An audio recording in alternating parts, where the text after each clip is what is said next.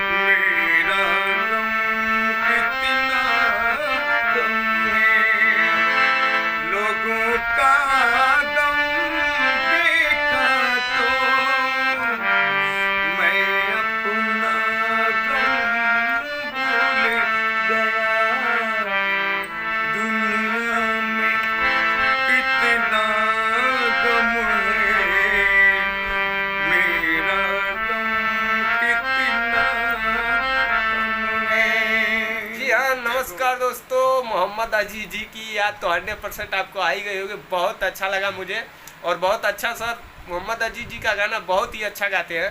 तो पहला मोहम्मद अजीज जी का गाना था जो हमारे पेज से आपको मिलेगा। आप कमेंट करेंगे तो और भी बहुत सारे अच्छे अच्छे गाने सुनाएंगे मोहम्मद अजीज जी के। तो प्लीज़ अगर आप नए हैं तो चैनल को सब्सक्राइब कीजिए, फॉलो कीजिए, कमेंट में ज़रूर बताइए सर जी कैसा गाए हैं। और फिर मिलते हैं अगली वीडियो में।